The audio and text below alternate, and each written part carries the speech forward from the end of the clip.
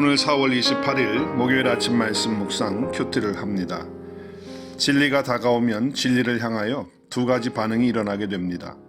진리를 받아들이는 경우와 진리를 배척하는 경우입니다. 그러므로 예수님이 이 땅에 오신 것은 세상의 분리를 일으키러 온 것입니다. 진리의 자녀와 비진리의 자녀를 나누는 것입니다.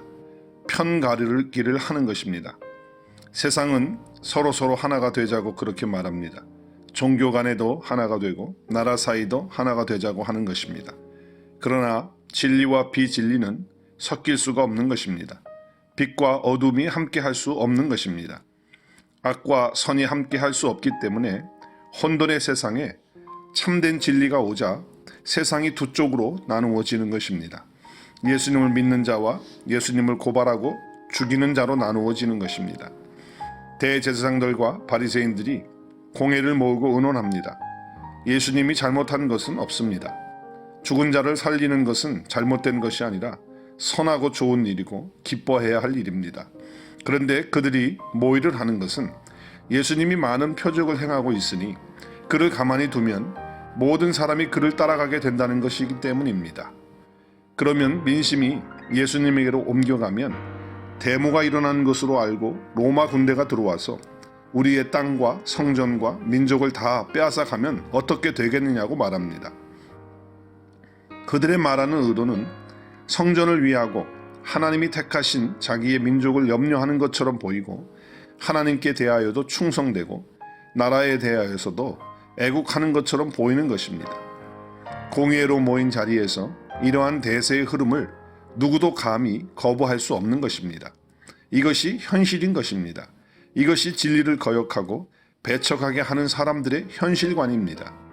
그러나 조금만 생각해 보면 얼마나 엉터리 같은 말인지 모릅니다. 만군의 여호와를 섬긴다는 자들이 로마 군대가 겁이 나서 벌벌 떨 뿐만 아니라 로마가 주는 그들의 기득권의 단맛을 보면서 거기에 물들어 있는 것입니다. 그래서 결국 그들이 내린 결론은 한 사람을 죽여서 많은 사람을 살리자는 것으로 결론이 납니다. 대제사장 가야바는 유대 사회의 안녕을 위해 차라리 예수님 한 사람을 희생시키자는 제안을 합니다. 그러나 사실 그것은 하나님이 그를 사용하셔서 하나님의 뜻을 이루어가는 과정으로 하나님의 자녀를 위한 것이 되도록 하십니다. 결국 가야바를 통해 예수님의 대속적인 죽음을 예언하도록 하신 것입니다. 자기들의 권위와 기득권을 빼앗길 것을 두려워하여 자기도 모르게 예수님을 죽이자는 그 악한 말과 행동까지도 하나님은 사용하셔서 하나님의 섭리와 뜻을 이루시고 말씀을 성취해 가십니다. 신실하신 하나님을 찬양합니다. 죽은 나사로가 살아나는 표적을 보고 많은 유대인들이 예수님을 믿었습니다. 그러나 그들 중에 일부는 바리새인들에게 밀고하여 악의 세력과 결탁했습니다.